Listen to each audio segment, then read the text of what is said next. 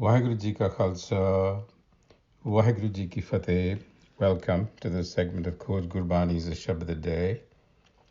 Our recitation is from the Bani of the fifth Guru in Rag Gauri, and it goes as follows.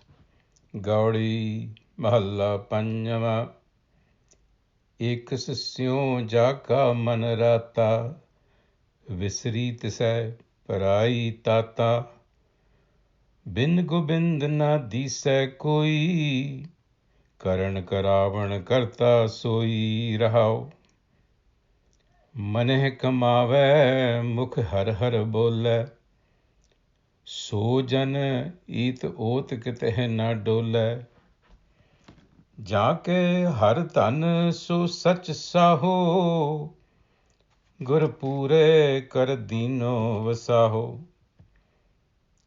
Jeevan purkh milya har raya Kaho nanak param pad paya. Guruji is talking about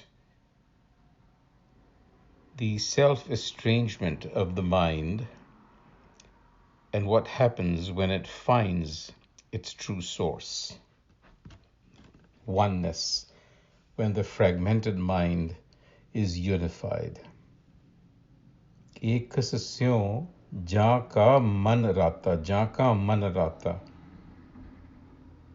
The person in whom the mind is colored in the dye of oneness. Ekas Siu Jaka Man Rata. What happens there? Visri Tise Parai Tata. So Parai Tata is what the mind loses. So the question is, what is Parai Tata?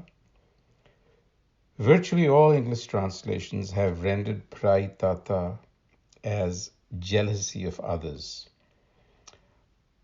But we would suggest that jealousy is simply the outcome of self-alienation of the mind. The root cause remains that self-estrangement and identification with ego haume. So therefore, Gurmat, Gurbani refers to Paraitat as the ego. When it identifies with the ego, it is actually foreign to it, but it misidentifies itself with it.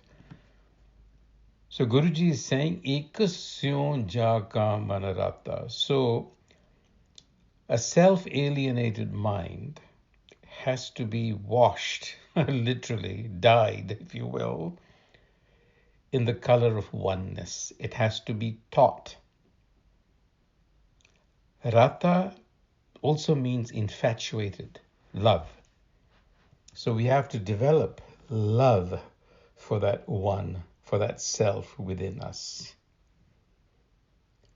And when that happens, what is the effect? The effect of that is, bin gobind na disai koi. Then the mind realizes the pervasive presence of Gobind. Here the self is being referred to as Gobind, the master of the universe or the earth. So that realization dawns on the mind. It begins to see beyond the ego.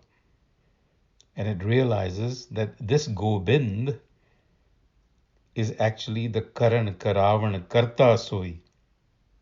It is the ultimate cause, it is the ultimate doer, and it is the ultimate creator. The mind recognizes itself to be a part of this universal consciousness.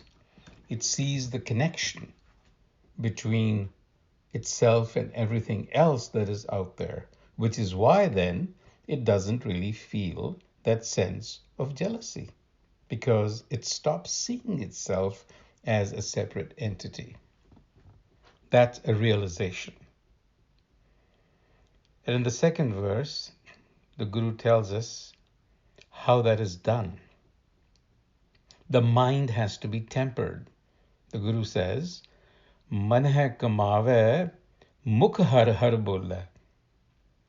So jan et ot kathu na dole. Kathe na dole. kate hain, never. So what does it mean to say man hai kamave, mukh har har bole? The mind has to be tempered. Kamave means to earn. Mukh, of course, means literally the mouth. Har har bole means to utter. Har har. But we would suggest that the Guru is not so confining in their use of the word mukh and bole. It has a broader meaning for them. So what the Guru really is saying, and how we are interpreting it, is to say that if you temper the mind, mane kamave, because kamave also means to temper, to change, to mold. If you mold the mind, mane kamave mukh har har bole, by articulating divine qualities. Now, articulation is not simply through the mouth. Articulation is also to be sensed in one's persona, in one's person. So therefore, this should be read to say that one who tempers the mind by articulating divine qualities in one's lifestyle, that person, so jan, et ot, katehe na dole. Et ot refers to here and there. It means under all circumstances, et ot, katehe na dole, remains steadfast, resolute, in a state of equipoise. So divine virtues is what we have to cultivate in our lifestyle. Hara hara bolla, mukhe hara hara bolla. Because when you recite through the mouth, that has an impact on the mind. And the mind is then shaped and in turn impacts what you do. So that's the cycle. And the Guru says, the one who possesses this treasure of divine virtues, which I equate to self-knowledge, that person is truly rich. Jaake hardan so such saho. Saho, banker, financier. That person has wealth that is valuable. Gur pure kardino visaho. Through the Guru, the perfect Guru wisdom. Guru is wisdom, knowledge, made this exchange possible.